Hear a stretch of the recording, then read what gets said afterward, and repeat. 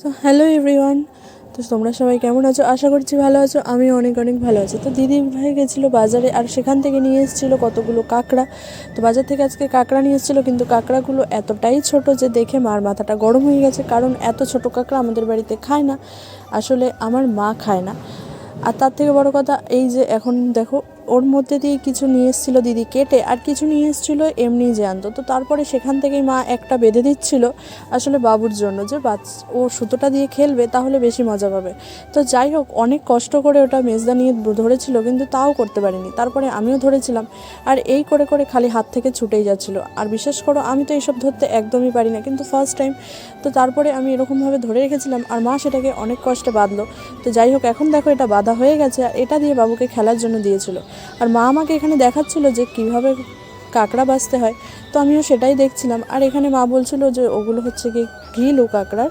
তো আমি প্রথমে ভাবছিলাম ওগুলো মনে হয় নোংরা, ওগুলো ফেলে দিতে হয়। তারপরে মা বললো না, ওগুলো ফেলতে হয় না, ওগুলো হচ্ছে কাঁকড়ার ঘিলু, ওগুলো একটা বাটিতে আলাদা করে রেখে দিবি। তো তারপরে দেখো মা আমাকে দেখিয়ে দিল কীভাবে বাছতে হয়, কিন্তু তারপরেও তো আমি বাছতে পারছিলাম না। আর এখানে একটা জ্যান্ত কাঁকড়ার নখ ধরে আমি এখানে খেলা করছিলাম। আর তারপরে ওই যেটুকু না হয় সেটুকুর মতন বাছলাম, কিন্তু তারপরেও ওখানে গ্যাটিস দিয়েছিল আমার মা। তো যাই হোক, এখানে আমার কিন্তু কাঁকড়া বাছা প্রায় হয়েই গেছে, একদমই বলা যাবে না, কারণ আমি বাছিনি।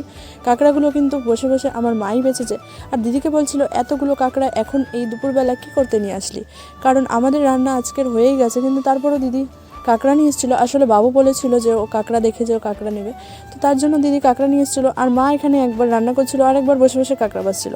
তো এই করতে করতে আমারও কাঁকড়া বাছা এখানে কমপ্লিট হয়ে গেছে। আর দেখো, কাঁকড়া বাছতে বাছতে আমরা এখানে খেয়ালই করিনি জানলার ধার দিয়ে যে এখানে একটা হনুমান বসে আছে। আসলে এখন আর সচরাচর কিন্তু দেখাই যায় না হনুমান, তাই না বলো?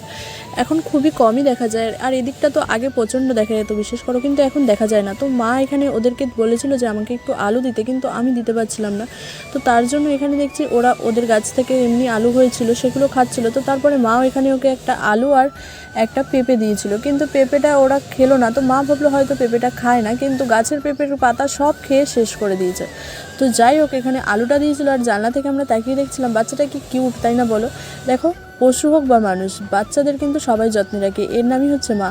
তো যাই হোক, তারপরে দেখো এখানে নিয়ে নিয়েছিলাম আমি একটা ডাবের লেই। আসলে ওর বাবু খেয়েছিল জলটা, আমার জল তো একদমই ভালো লাগে না, তো সেজন্য আমি এখানে ডাবের লেওয়াটা আমি খাচ্ছিলাম। আসলে আমার ভীষণ ভালো লাগে এই জিনিসটা খেতে, নারকেলের থেকেও বেশি ভালো লাগে। নারকেলও আমার খাওয়া একদমই ভালো লাগে না। আর এইবারে আমাকে মা বলছিল যে হনুমানগুলোকে তাড়াতে, কারণ ওরা প্রচণ্ড বদমাশি করছে। আসলে ওপরে যে গাছগুলো ছিল সেগুলো একদমই প্রায় শেষ করে দিয়েছে। আর তারপরে আমি তাড়াতে গিয়ে দেখছি এখানে ছোদ্দা এসছে কতগুলো বিস্কিট নিয়ে, ওদেরকে বিস্কুট দিয়ে পেট ভরানোর জন্য। আসলে ওরাও বা কেনই বা গাছ খেতে যাবে বলো, ওদেরও তো খেতে পারে। এই দেখো, এখানে কিন্তু কাঁকড়া রান্না হয়ে গেছে। আর আমি যেহেতু কাঁকড়া খাই না, তাই আমি এখান থেকে একটা ঠ্যাংই চিবাই। হ্যাঁ, আমি সবসময়ের জন্য কাঁকড়া হলেই এরকমভাবে ঠ্যাংটাই চিবাই। তো যাই হোক, কালকের ছিল বাসি ভাত, তো সেটাই মা কড়াইতে এখন গরম করে নিয়েছিল। আসলে সেই কাঁকড়ার কড়াইতেই সেটা গরম করে মা এখানে কাঁকড়া দিয়ে ভাত খেতে বসে পড়েছিল। আর হনুমান আসাতে আমাদের কত কি ক্ষতি হলো সেটা না হয় পরের ভিডিওতে দেখাবো। তো যাই হোক, ভিডিওটা ছিল এ পর্যন্ত, দেখা হবে নেক্সট কোনো ভিডিওতে। ততক্ষণের জন্য টাটা, চ্যানেলটাকে সাবস্ক্রাইব করে দিও।